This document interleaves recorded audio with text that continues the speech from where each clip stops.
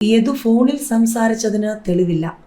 വിവരാവകാശ രേഖ പുറത്താക്കിയത് ആര്യ രാജേന്ദ്രനുമായുള്ള പ്രശ്നം കാരണം.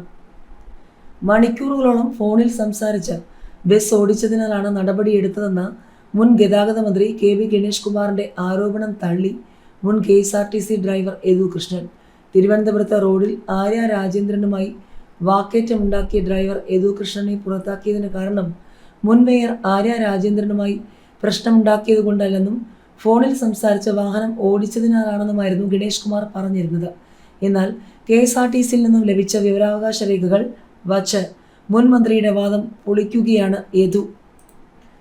KSRTCയിൽ താൽക്കാലിക ഡ്രൈവറായിരുന്നു. തൃശൂർ മുതൽ തിരുവനന്തപുരം വരെയുള്ള യാത്രയിൽ തുടർച്ചയായി 6 മണിക്കൂർ ഇയർഫോൺ വെച്ച് ഫോണിൽ സംസാരിച്ചതിനാണ് നടപടിയെന്നായിരുന്നു മന്ത്രിയുടെ നിലപാട്. ബസ്സിലെ 60ഓളം യാത്രക്കാരുടെയും റോഡിലെ ആയിരങ്ങളുടെ ജീവൻ അപകടത്തിലാക്കുന്ന നടപടിയായിരുന്നു അത്.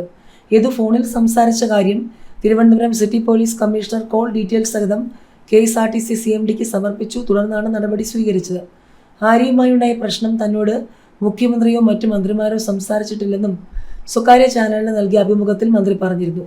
ഇതിന് പിന്നാലെയാണ് യദു KSRTC ആസ്ഥാനത്ത് വിവരാവകാശം വഴി തനിക്കെതിരായ നടപടിയുടെ രേഖകൾ തേടിയത്. എന്നാൽ ഇത്തരത്തിൽ താൻ ഫോൺ വിളിച്ചതുമായി ബന്ധപ്പെട്ട ഒരു രേഖകൾ പോലും ചീഫ് ഓഫീസിൽ ലഭിച്ചിട്ടില്ലെന്നാണ് മറുപടി ലഭിച്ചതെന്നും അന്ന് മന്ത്രി പറഞ്ഞത് കളവായിരുന്നുവെന്ന് തെളിഞ്ഞെന്നും യദു പറയുന്നു. പുറത്താക്കിയതിന് കാരണം ആര്യ രാജേന്ദ്രനും കുടുംബവും ബസ് തടഞ്ഞത് ചോദ്യം ചെയ്തതിനാൽ തന്നെയാണ്. താൻ ഫോണിൽ സംസാരിച്ച് വാഹനം ഓടിച്ചെന്ന് പറഞ്ഞപ്പോഴേ അടുത്ത നടപടി ആലോചിച്ചിരുന്നു. അങ്ങനെയാണ് വിവരാവകാശം നൽകിയതെന്നും യദു കൂട്ടിച്ചേർത്തു. മുൻ മേയർ ആര്യ രാജേന്ദ്രൻ നടുറോഡിൽ KSRTC ബസ് തടഞ്ഞ് KSRTC ഡ്രൈവറുമായി വാക്കേറ്റമുണ്ടാക്കിയ സംഭവത്തിലെ ഡ്രൈവർ യദു ഇപ്പോൾ ഓൺലൈൻ ഭക്ഷണ വിതരണം ഉൾപ്പെടെ ജോലികൾ ചെയ്താണ് കുടുംബം പുലർത്തുന്നത്.